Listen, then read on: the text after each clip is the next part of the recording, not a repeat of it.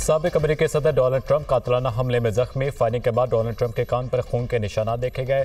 Firing की आवाजें आने से पेंसिल्वेनिया के इलाके बटलर में रैली से भगदड़ मच गई। स्टेज से वापसी पर डोनाल्ड ट्रंप ने हामियों की तरफ देखकर फजा में मुक्का लहराया।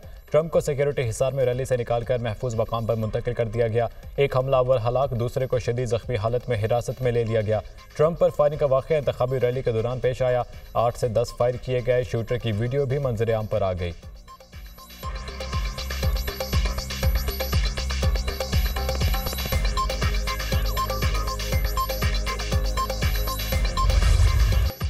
अमेरिका में ऐसे वाक़यात की कोई गुंजाइश नहीं। खुशी हुई कि डोनाल्ड ट्रंप हमले में महफूज रहे।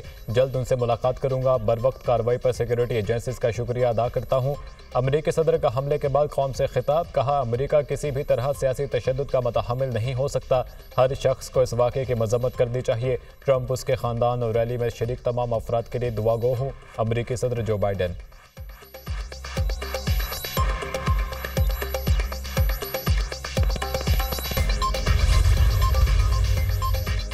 मैं ठीक हूं और डट कर खड़ा हूं। ऐसे वाक़यात से घबराने वाला नहीं। हमले के बाद डोनाल्ड ट्रंप का बयान। मेरे वालिद अमेरिका को बचाने की जंग में कभी पीछे नहीं हटेंगे। डोनाल्ड ट्रंप के बेटे ने सोशल मीडिया पर तस्वीर शेयर कर दी। साबिक अमेरिकी सदर बाराक ओबामा की ट्रंप पर हमले की मजम्मत। डेमोक्रेट्स ने भी अमेरिका में एहतजाज की कॉल दे दी। तसादुम का खदशा। ट्रंप पर हमला खतरनाक वाक़या और बुज़दिलाना फेल है। साबिक अमेरिकी सदर जॉर्ज डब्ल्यू बुश का वाक़े पर इजहार अफसोस।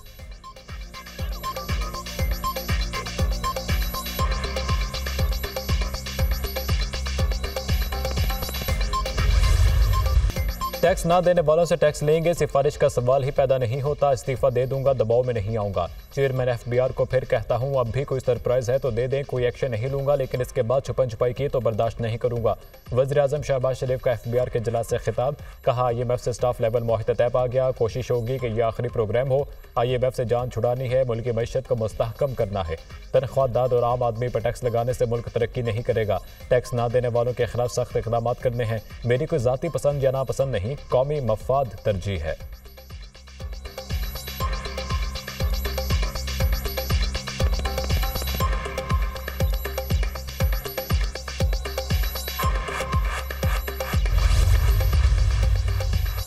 बानी PTI और बुशरा बीबी को रिहाई ना मिल सकी। नैब और लाहौर पुलिस ने बानी PTI और बुशरा बीबी को बाज़ाब्ता तौर पर गिरफ्तार कर लिया। बुशरा बीबी की रिहाई गेट नंबर 3 से हुई। गेट से निकलते ही टीम ने दोबारा हिरासत में लिया। नैब टीम ने नए तोशाखाना रेफरेंस में बानी PTI और बुशरा बीबी को गिरफ्तार किया। नया केस 10 कीमती तहफ़ के खिलाफ कानून पास रखने और बेचने से मुतालिक है। नैब की इंक्वायरी रिपोर्ट के मुताबिक बानी PTI पर एक नहीं 7 घड़ियां खिलाफ कानून लेने और बेचने का इल्ज़ाम है। ग्राफ वॉच, रोलेक्स घड़ियां, हीरे और सोने के सेट केस का हिस्सा। तोहफे कानून के मुताबिक अपनी मिल्कियत में लिए बगैर ही बेचे जाते रहे। लाहौर ज्वाइंट इन्वेस्टिगेशन की टीम 9 मई केस में बानी PTI की गिरफ्तारी डालने के लिए अडियाला जेल पहुंची थी।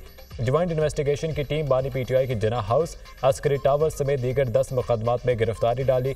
नैब और लाहौर पुलिस की टीमें गिरफ्तारी डालने के बाद वापस रवाना हो गईं।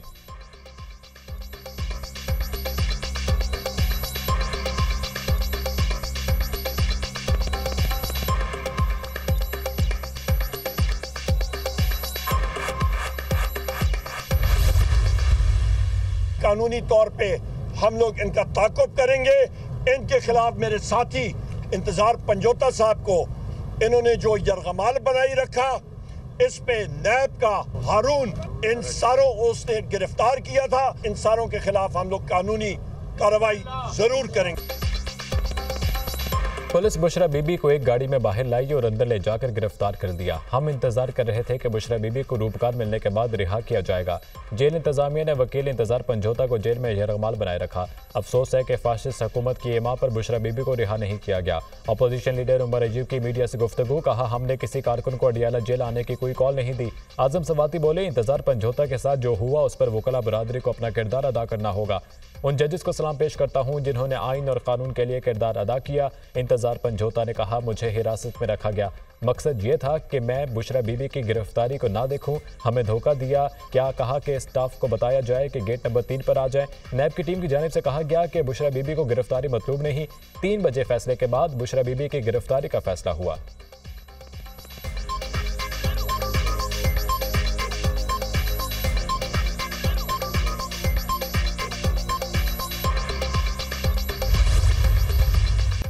बानी पीटीआई और बुशरा बीबी इद्दत निकाह केस में बरी। बानी पीटीआई और बुशरा बीबी की सजा का लदम करार। अपीलें मंजूर होने पर ट्रायल कोर्ट का फैसला का लदम। डिस्ट्रिक्ट एंड सेशन जज अफजल मजूका ने महफूज फैसला सुना दिया।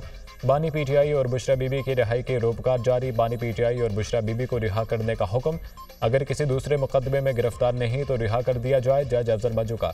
सिविल जज कुदरतुल्लाह ने बानी पीटीआई और बुशरा बीबी को 7 साल कैद और 5-5 लाख रुपए जुर्माने का फैसला सुनाया था। 28 सफ़ाहात पर मुश्तमिल तहरीरी फैसला जारी। तहरीरी फैसले के मुताबिक खबरमानी का बानी पीटीआई और बुशरा बीबी पर इद्दत के दौरान निकाह का जुर्म होने का इल्ज़ाम साबित करने में नाकाम रहे। जिराह के दौरान एतराफ़ किया गया कि अपील करनिंदगान की शादी के दूसरे रोज़ खबर मानिका को निकाह का इल्म हो गया था। यह हैरत अंगेज़ है कि रुजू के हक के लिए गैर फ़ौल रहे। रुजू का वक्त इस शिकायत के दायर होने से कबल ख़त्म हो चुका है।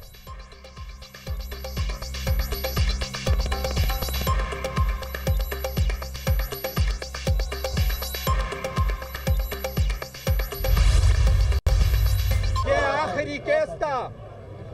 बीबी के बाकी केसेस में बेलें हो चुकी है।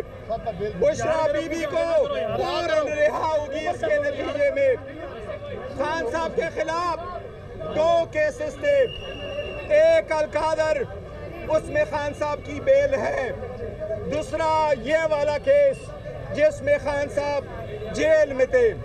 आज खान साहब की रिहाई होने चाहिए। ये आखिरी केस था जो खत्म हो गया।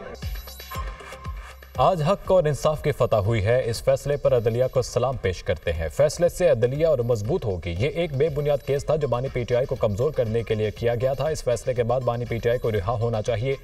बुशरा बीबी भी इद्दत केस में बरी होने के बाद किसी दूसरे केस में गिरफ्तार नहीं है, लिहाजा उनको भी रिहा किया जाए। चेयरमैन पीटीआई बैरिस्टर गौहर की मीडिया से गुफ्तगू।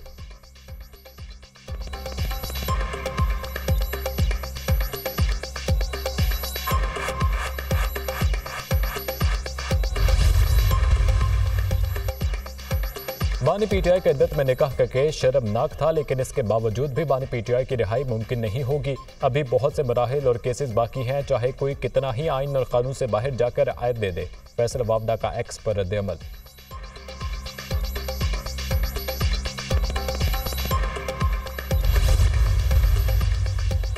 बानी पीटीआई ने 3 मुकदमात में अबूरी जमानतें खारिज करने का इक़दाम लाहौर हाई कोर्ट में चैलेंज कर दिया। बानी पीटीआई के वकील बैरिस्टर सलमान सफदर ने दरख्वास्तें दायर की।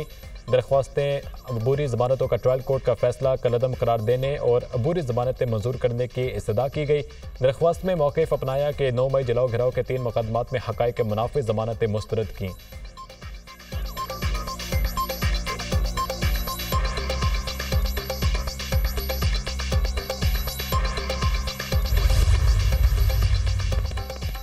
नौ मई हंगामा राई का केस सनम जावेद को सेंट्रल जेल से दोबारा गिरफ्तार कर दिया गया। एटीसी गुजरांवाला की जानिब से सनम जावेद की रिहाई की रूपकार जारी की गई। एफआईए ने सनम जावेद को रिहा होते ही जेल से दोबारा गिरफ्तार कर दिया।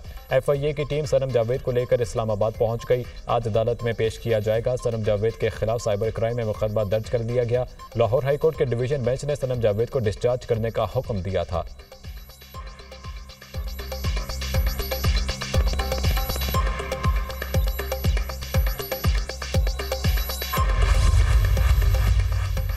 तहरीक इंसाफ से वाबस्ता अरकान कौमी असम्बली ने वाबस्तगी के हल्फनामे जमा करवाने शुरू कर दिए। N129 लाहौर से MNA मियां मोहम्मद असद ने PTI से वाबस्तगी का बयान हल्फी पार्टी को जमा करा दिया। हल्फनामे में कहा कि सुप्रीम कोर्ट के फैसले के मुताबिक बयान हल्फी जमा करा रहा हूँ। मैंने बतौर PTI उम्मीदवार 8 फरवरी 2024 को इलेक्शन लड़ा। मुझे PTI रुकन असम्बली तस्वुर किया जाए। तहरीक इंसाफ ने अरकान कौमी असम्बली से वाबस्तगी के हल्फनामे मांग रखे हैं।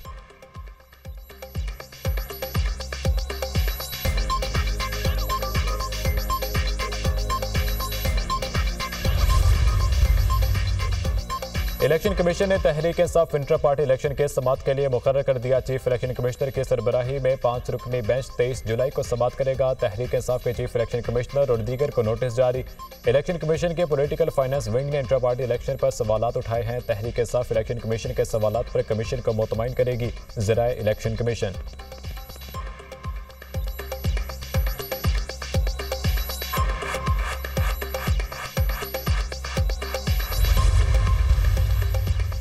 मुस्लिम लीग नून के सदर नवाज शरीफ से वज़ीर-ए-आज़म शहबाज शरीफ की मुलाकात। मौजूदा सियासी सूरत हाल पर तबादला ख्याल। मुलाकात में सुप्रीम कोर्ट के फैसले समेत IMF से होने वाले मुआहिदे पर बातचीत की गई।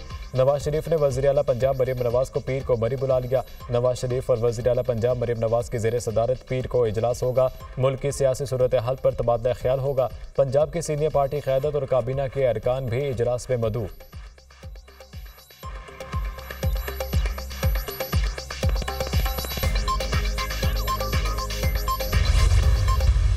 जिस साइल ही नहीं उसे इंसाफ दिया गया, जिसने दरवाज़ा नहीं खटखटाया उसे फैसले की होम डिलीवरी करके रिलीफ दिया गया। सुप्रीम कोर्ट के फैसले में सियासी मज़म्मरात वाज़ेह नजर आते हैं। फैसले के बहुत भयानक नताइज हो सकते हैं। अदलिया का काम आइन की तशरीह करना है। कानून साजी पार्लियामेंट का इस्तेहकाक है। अदलिया की सियासत में मुदाखलत कई साल से जारी है। सुन्नी तहत कौंसिल के अरकान के बयान हल्फी वापस नहीं हो सकते। दोबारा बयान हल्फी जमा कराना खिलाफ कानून है। सूरत हाल से नया पेंडोरा बॉक्स खुल गया। गैर आइनी अनारकी फैलाने की कोशिश की गई। पीर को पार्लियामेंट में फैसला होगा कि हुकूमत नजरसानी की तरफ जाएगी या नहीं। वज़ीर दिफा ख्वाजा आसिफ की प्रेस कॉन्फ्रेंस।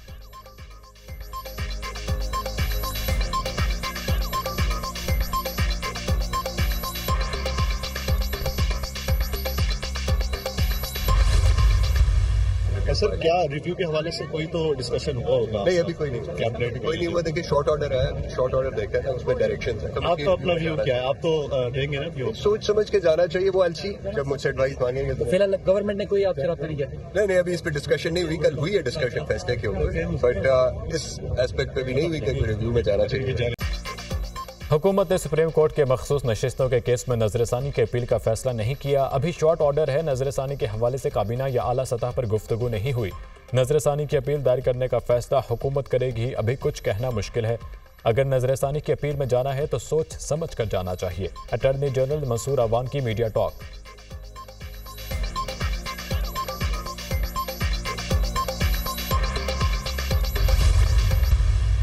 ये 8-5 का फैसला नहीं है, ये 11-2 का फैसला है। इलेक्शन कमीशन ने ना सिर्फ मिस इंटरप्रेट की जजमेंट, बल्कि उन्होंने तो पूरा इलेक्शन प्रोसेस जो है उसको ही मशकूक कर दिया। और इसीलिए भरपूर मुतालबा आ रहा है हर तरफ से कि इलेक्शन कमीशन को मुस्ताफी होना चाहिए।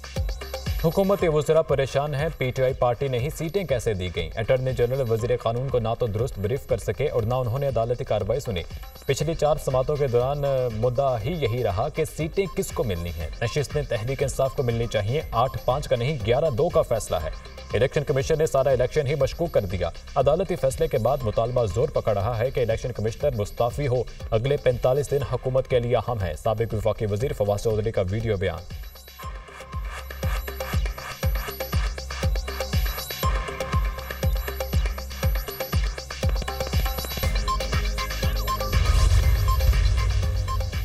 जश्न आज़ादी पर महंगे बिजली बिलों से आज़ादी। वज़ीर आला पंजाब मरीम नवाज का जश्न आज़ादी पर सोलर पैनल की तकसीम शुरू करने का फैसला।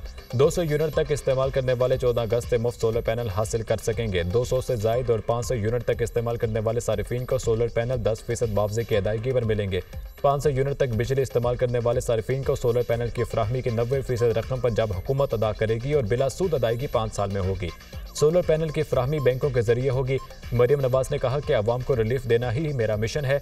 मुश्किल हालात हैं लेकिन हम अवाम के साथ हैं और रहेंगे।